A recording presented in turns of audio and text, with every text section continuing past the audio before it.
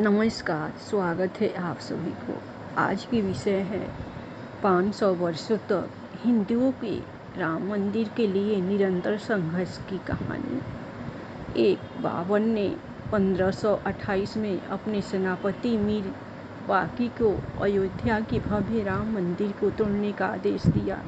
इतिहासकार कानिघम के अनुसार श्री राम मंदिर को बचाने के लिए हिंदुओं ने जान की बाजी लगा दी थी। 1,74,000 हिंदू वीरों के बलिदान के बाद ही मुगल मंदिर की हानि पहुंचा सके थे। मंदिर इतना मजबूत बना हुआ था कि तोड़ने के लिए तोप के गोलों का इस्तेमाल करना पड़ा। मंदिर को नष्ट करने के बाद जलाल शाह ने हिंदुओं के खून का गारा बनाकर लखोरी ईंटों से बाबरी मस्जिद का निर्माण कराया था। मीठी नरेश महताब सिंह को जब मंदिर पर आक्रमण की जानकारी मिली तो उन्होंने बद्रीनाथ तीर्थ यात्रा रद्द कर दी और सैनिकों के साथ मीर बाकी से जा भिड़े। 17 दिनों तक चली भीषण जंग में दोनों ओर से असंख्य सैनिक मारे गए। अंत में महताब सिंह समेत राम भक्त वृद्ध केहरी भी वीरगति से प्राप्त हुए।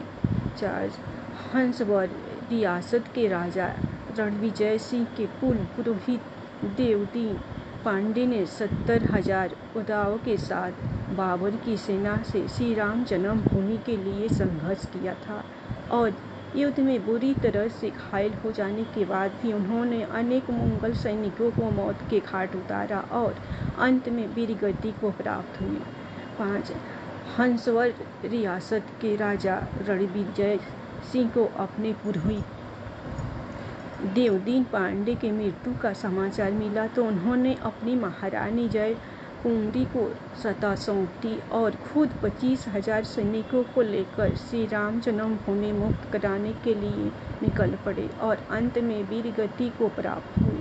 6 राजा रणविजय सिंह के बलिदान के बाद महारानी जय कुंवरी ने अनंत संप्रदाय के महंत स्वामी महेश्वरानंद से मिली तथा उनके साथ मिलकर श्री राम जन्मभूमि का संघर्ष जारी रखा। स्वामी महेश्वरानंद के नेतृत्व में मठों, मंदिरों और अखाड़ों के असंख्य नागा संप्रदायी गौरपंथी दिगंबर निमुई निर्मले और निवाड़ी साधुओं ने भी शस्त्र उठा लिया। इन्होंने शत्रुओं पर छापामार युद्ध नीति अपनाई। मीर बाकी इतना डर गया कि ताशकंद भाग गया।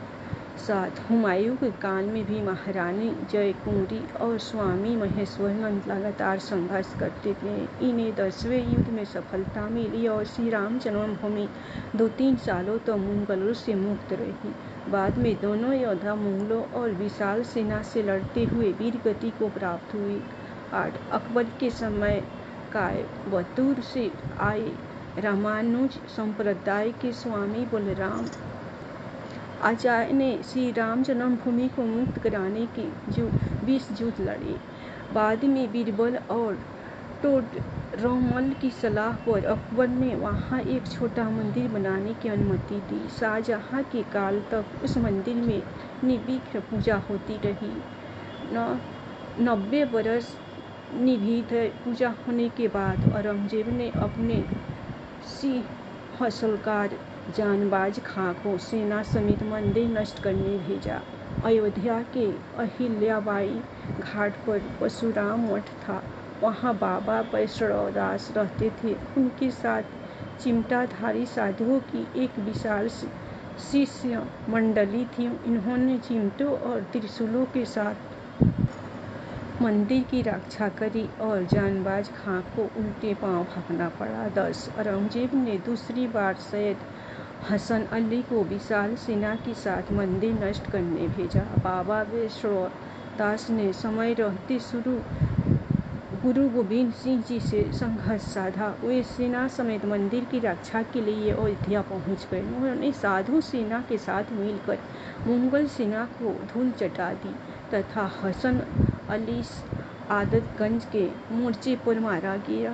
1664 में औरंगजेब ने फिर एक विशाल सेना मंदिर तोड़ने के लिए भेजी, लेकिन तब तक गुरु गोविंद सिंह भी लौट चुके थे।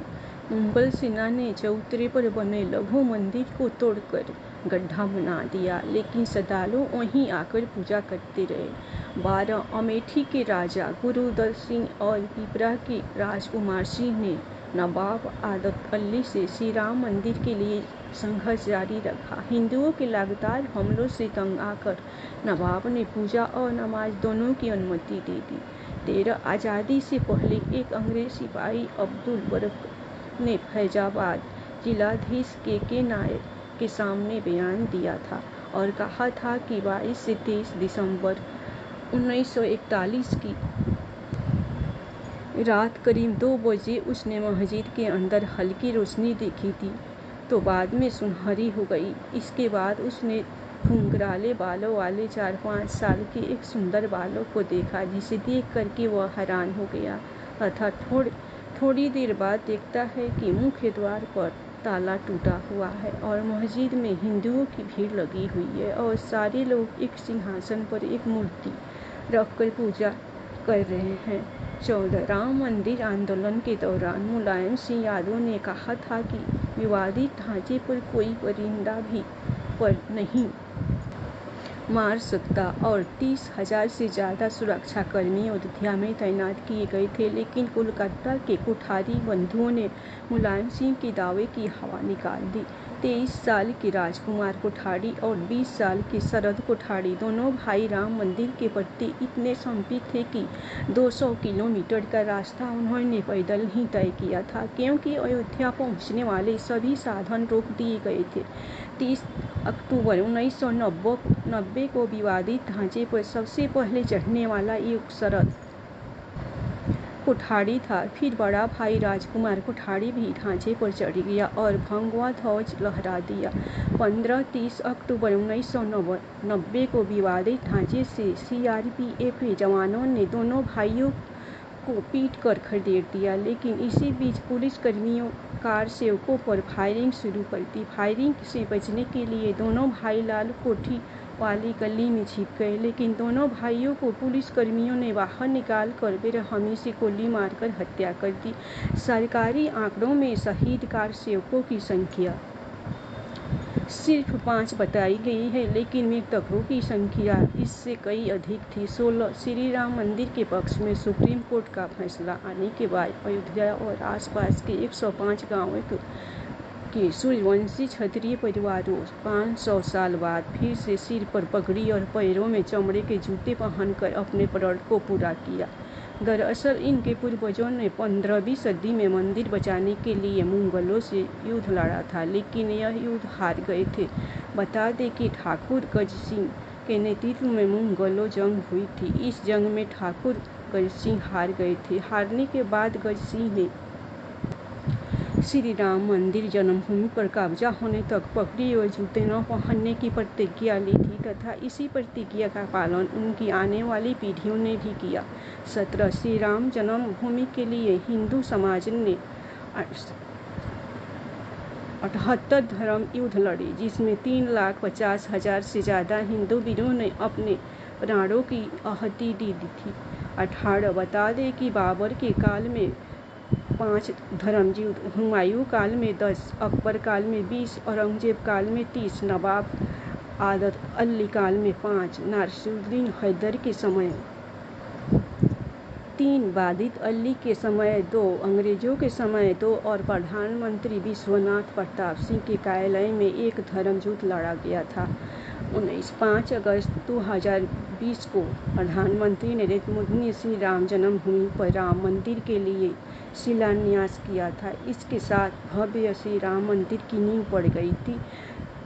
500 साल तक हिंदू समाज के सतत संघर्ष के बाद आज अयोध्या में भव्य राम मंदिर बन रहा है। मंदिर की ऊंचाई 161 फीट रहेगी। सिर्फ नींव में ही 2 लाख ईंटें लगेगी, जिन पर श्री राम लिखा हुआ होगा। सीढ़ियों की चौड़ाई 16 फीट रहेगी। मंदिर में 5 गुंबद होंगे। पूरा मंदिर 360 पिलरों का टिका होगा तथा इसमें गर्भगृह, कुंदू मंडप, नृत्य मंडप और रंग मंडप होगा। जय श्री राम प्रेम से बोलिए और श्री राम के नाम पर दिल खोलकर लाइक सब्सक्राइब मेरे चैनल को जरूर कीजिए।